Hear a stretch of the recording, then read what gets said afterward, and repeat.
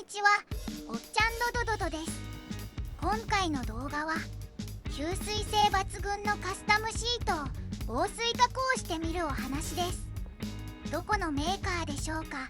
中古で購入時には交換されていました。裏側のステープラーの針も錆びてきてます。シートは4本のナットで止まっています。簡単に外せそうです。ということでシートを外していきます。そういえばなぜ防水加工なのかと説明するのを忘れていました。ではご覧ください。お漏らしではございません。雨の日はレインウェアを着てるので問題はないですが、雨が明けた次の日にバイクに乗るとシートが吸水スポンジ状態になるんです。つまり漏らした感じになるんです。これはとても恥ずかしい。猫にくんくんくん漏らしたのかと匂いを嗅がれました。なので雨の日はスーパーのレジ袋をかぶせて乗ってましたが、シートが滑って乗りにくいのでダメ元で防水加工をしようと思い立った感じです。防水ダメだったら純正のシートでも買ってみよう。このシートは前オーナーの趣味ですが、結局は純正が一番な感じはよくわかります。無事に車体からシートは外せました。純正シートを見たことがないですが、開閉のステーは純正品っぽいので同じ手順で外せると思います。外したボルトはなくさないようにきちんと保管。ブッシュがシートと本体の間に使われています。防振のブッシュでしょうか。見たところ同じパーツっぽいので取り付けるときに気にしなくて良さそうです。ステッチが入っているシートはカスタム感が出てかっこよいけど実用性は低そうです。おっちゃん、前オーナーが取り付けてたパーツはほぼ取り外すか回収しています。徐々におっちゃん仕様になっていくのも楽しい感じです。分離作業は無事に終了しました。次の作業はシートの生地をシート本体から分離する作業です。生地を留めてあるステープルを外すのに便利だと聞き、専用工具を購入してみました。でこの原理でステープラーの針を押さえ込んで引き抜けるのでペンチを使わなくて済むし、生地を傷つけないような形状なのでとても針を外しやすかったです。とはいえ使い始めは少し不器用な感じになってしまいました。少し使うと容量が分かってきたようです。ステープラーの針を外すペースも上がってきました。それにしても留めてある針の数が多い。等間隔に短い間隔でステープラーの針が打たれています。バイクの特性上シートにもかなり負荷がかかるので、しっかりとシート生地を固定できていないと外れたり破れたりするかもしれないので針が多いのも納得できます。シートの前方は形状がきつい感じからか二重にステープラーの針が打たれていました。針を外すときにシート生地を引っ掛けて破らないように慎重に作業を進めます。最後の針も無事に外せたようです。シートの生地も破れずにうまくいきました。それではシート生地を外していきたいと思います。シートの形状が作り込まれているので密着しています。もともとシートスポンジに防水の何かをコーティングしていたようです。見たところスポンジの崩れもなく綺麗では、一体どこから水の侵入が。ちょうど座ると圧がかかる部分が何やら固着しています。スポンジを傷つけないように慎重に剥がします。ボンドでひっつけていたような感じです。シート前面はひっついていないので何かが劣化して固着したのかもしれません。ダイヤモンドステッチの部分は薄薄いスポンジが一緒に縫い込まれています。慎重に外していましたが、だんだんと作業が雑になって力任せになってきました。防水処理がラッピングのような感じもしますが、剥がれ落ちる感じもしなかったので、何かを塗布した感じかな。無事にシート生地が外れました。よく見てみると、製造時に混入したのでしょうか、打ち損じたステープラーの針が錆びて封印されていました。針の部分が上を向いていたら刺さって怪我をしていたかもしれません。もしかしたらこの薄いスポンジにステッチから雨水が染みていたのかも。シート本体のスポンジは少し変色がありますが、カビが生えた感じではないです。ということで、ステッチ自体に防水処理をしてみようと、テントやレインウェアに使える防水コーティング剤を購入してみました。付属品にキャップの代わりにかぶせて使うブラシがついていました。コーティング剤を絞り出しながら広範囲に塗れそうです。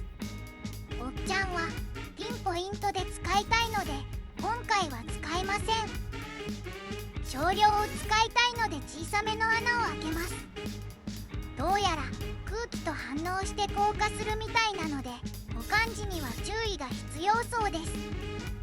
見た目は透明、ちょっと粘度がある感じです。まずは試しに裏側から。パテを塗る時のヘラを持っていたので、ヘラで薄く塗り込んでいくような感じ。しかし相手がスポンジなためにコーティング剤が吸い込まれるようになくなります。コーティング剤を1本しか買っていないおっちゃん。これはまずい。コーティング剤が足りない予感。今からコーティング剤を再注文するとなると、コーティング剤の乾燥時間を逆算して、どうやらハンター株を通勤で使えなくなるので、裏側は省略。表側のステッチを重点的に防水加工をすることにします。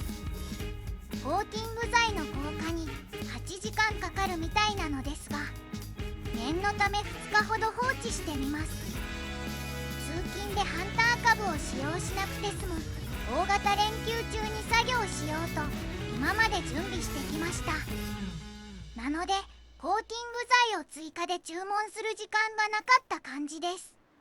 コーティング剤の使用量を想定できなかったおっちゃんのミスでもあります。コーティング後にまだ雨水が染みてきてたら、今度は大量に裏側もコーティング剤を塗ってみます。シートとスポンジの間には防水のビニールシートを貼るので、何もしない状態よりはマシになるかもしれません。根気よくコーティング剤を塗り込みます。しごくようにして塗り込むので、水が入り込む確率は減りそうです。気持ち多めに塗り込むとステッチ自体をコーティングして防水効果も上がります。はみ出たコーティング剤をアルコールで拭き取ります。シリコンを不当でも良さそうです。この時にキッチンペーパーを使いましたが、コーティング剤の粘度が強く、キッチンペーパーの繊維がシートについてしまいました。いらない布で拭くとよかったかな。作業が終わってから思うおっちゃんでした。コーティング剤を塗り込んだすぐ後だったので、かなりベタつきがありますが、放課後にはしっかり乾燥して嫌なベタつきもなくなっていました。とはいえ塗りたてはベタベタなので、ほこりなどゴミの付着に注意が必要です。乾燥して硬化したらゴミが取れなくなります。キッチンペーパーの繊維がたくさんついてしまったので、除去に苦労してるおっちゃん。あとは細かな箇所をコーティングします。はみ出たら拭けばよいと、だんだん作業が大雑把に。この方が作業スピード的には良かったです。こんな感じでコーティング作業も終わったので、次の作業ではビニールシートを貼り込んでみたいと思います。家にあった何かのビニール、袋状になっていたので切って1枚にしてみました。こんな感じで良いのかな。ビニールを裏に巻き込んでシートの生地をかぶせ直します。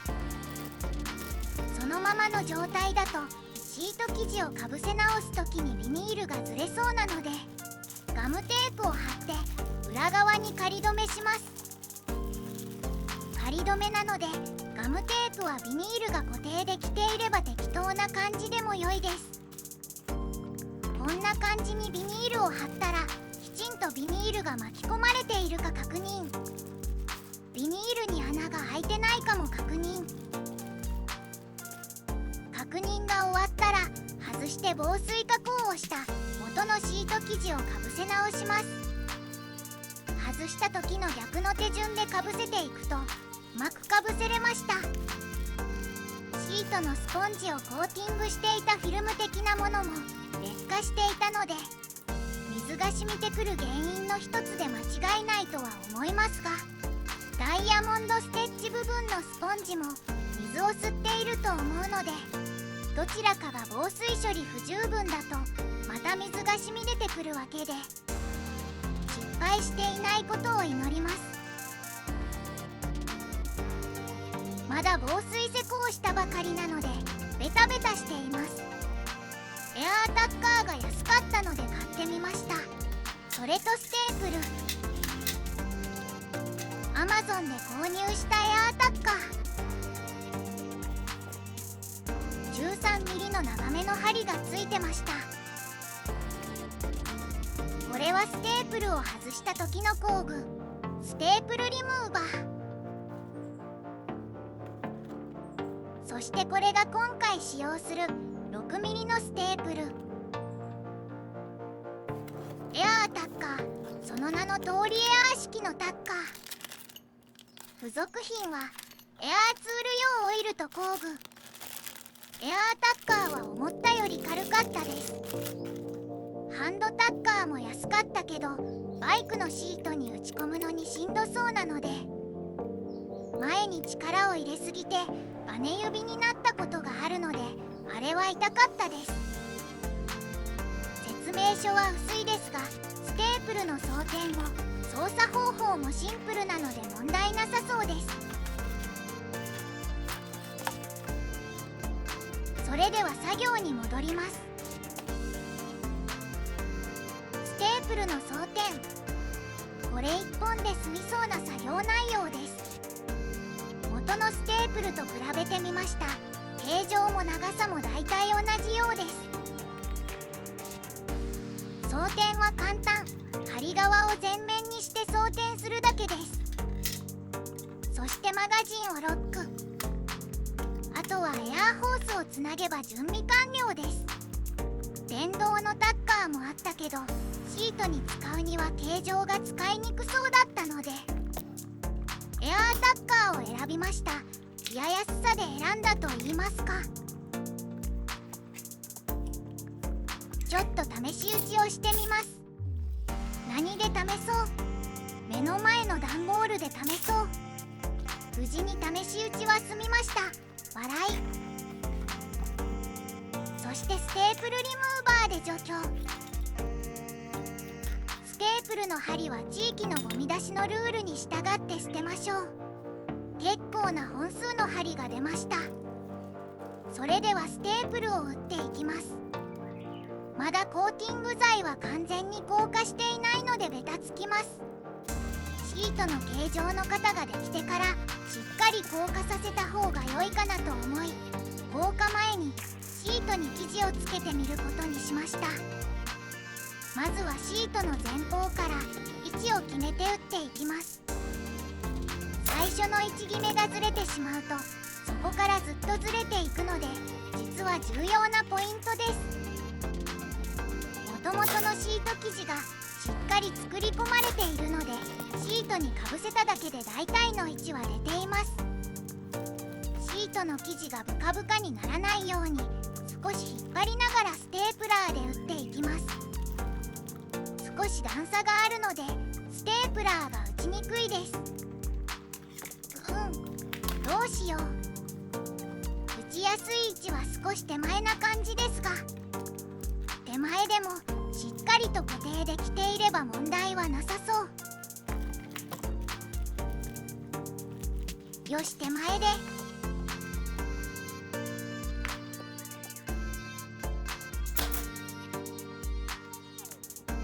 良い感じです。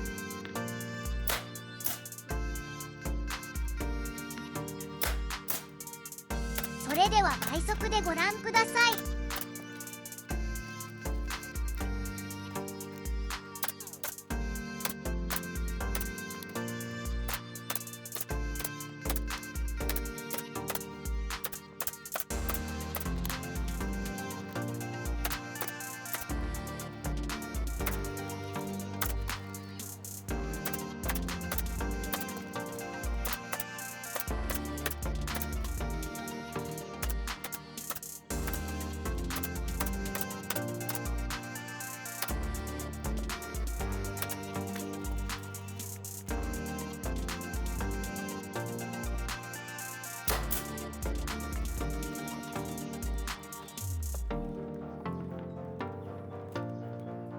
作業終了です。トリガーを引くだけなので力もいらず簡単な作業でした。最後にはみ出た余分なビニールシートを切り取ります。カッターを使う作業なので怪我をしないように注意して、シート生地を切ってしまうことにも気をつけて。ともあれこれでシートのスポンジには水分が回らなくなったので安心。こうやって少しずつ不具合の解消をしていってます。資金と時間があれば一気に回収作業ができるけど、どちらもないおっちゃんは何をするにしてもスローペースです。今思えばハンター株の新車を買っていた方がお金も時間もかからなかったと。中古車を購入時にはよく確認するようにと良い教訓にはなりました。そしてこれからも不具合は出ると思います。それでも能天気なおっちゃんは後悔はしていません。フレーム修正や部品交換などなんだかんだでスキルアップしました。笑い。話がそれている間に防水対策シートが完成しました。あとは取り付けたら完成です。ナット類の締め忘れに注意です。言い忘れていました。問題の防水効果の結果は今のところ効果ありです。完全硬化したら嫌なベタつきも消えたので座ってもズボンにひっつきません。塗った箇所に少しテカリがありますが気にならないレベルです。それではもう不具合は出ないでくれと願うおっちゃんの動画はここまで。ご視聴ありがとうございました。